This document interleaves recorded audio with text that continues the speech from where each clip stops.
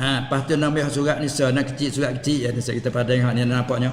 Adakah sunat pelera kucing gitu oh, tak ada masalah kata sunat boleh pelera deh.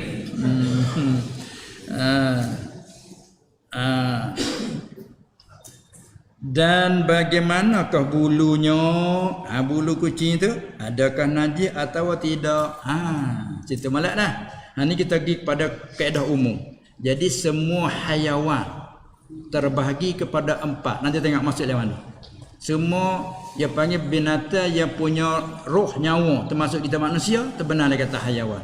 Terbahagi pada 4. Satu bahagiannya najis ketika hidup, najis ketika mati. Hak tu seperti apa? Nasbah mazhab kita Syafi'i.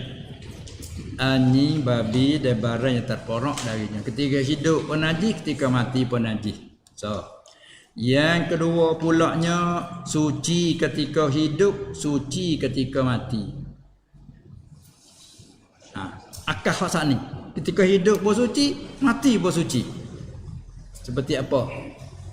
Kita manusia diri. Suci. Kalau tepuh basah tak ada wajib basuh pun enggak suci. Jangan aridi marilah kena menggunakan aridi mutanajjih ke panggil. Mutanajjih lain dengan najis. Dan kalau binatang ke ikan belalat. Bangkai ikan, bangkai belalat. Suci ya ketika hidup, suci ketika mati. Hingga siapa ikan tu sendiri darah dia tu dah berkhilaf pula di kalangan ulama. Setengah ulama dia bila darah dia tu suci. Darah dia suci tak kira kecil besar.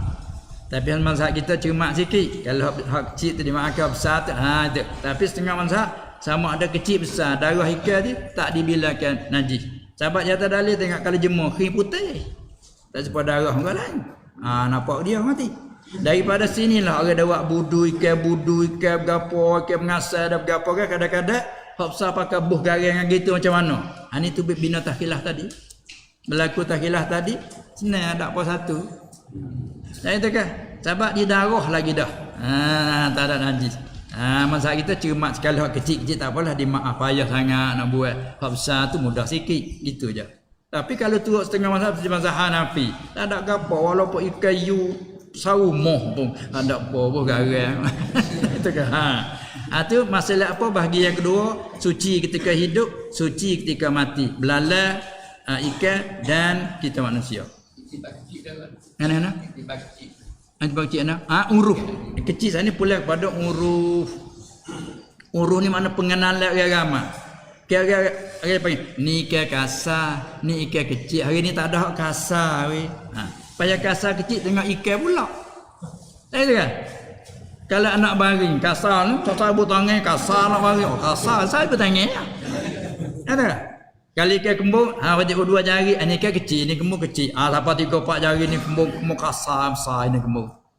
Tapi kalau ikan yu, itu kan, dia pulang situ mana pulang kepada uruh. Tak itu kan? Baik. Dua rasanya dah. Yang ketiga, suci ketika hidup, najis ketika mati. Ini apa? Kucing ni pah keruk. Dia kata pah beruk. Siap tak habis lah kata gitu. Kena jawab gini. Tiap-tiap binatang ia haram dimakan. Suci ketika hidup. Tiap-tiap binatang yang haram dimakan selain daripada anjing babi sana. Tu masuk baik, babi lain baik. Kucing ni masalah tu dah. Faham lah. Kalau jawab kucing lari mana pah keruk, beruk. Banyak lagi kecak dah itu kan. Musa banyaklah. Kita jawab atau iaitu tiap-tiap binatang yang haram dimakan selain pada anjing dan babi. Seperti kucing masuk sini. Mana suci ketika hidup, suci ketika najis. Najis ketika mati. Yang keempat, suci ketika hidup, ketika mati itu ditafsilkan. Tafsirkan jika mati dengan sembelihan syariah suci, jika mati dengan bukan sembelihan syariah najis. Inilah masalah umumnya. Tiap-tiap binatang yang halal dimakan. Ayam, kambing, lembu. Suci ketika hidup. Bila mati tak ada hukum lagi suci ke najis. Kena tengok mati cara mana. Mati cara disembelih secara ayah suci. Kalau mati tidak dengan sembelih secara ayah najis. Tak sunyi pada pak ni. Maka pahalah hak tanya saat ni bulu kucing itu apa dia? Pahalah. Ketika dah hidup ni suci. Hidup gelisir dengan kita nah. Hak kita tu pahera dia baik dengan kita, Allah manja dengan kita. Bulu dia tu tak apa. Suci. Bila dia mati najis. Najis dia sampai bulu-bulu pun najis. Kalau kita sama pun suci hanya kulit. Bulu tu tak suci. Malaikat sedikit dimaaf. Tu dah.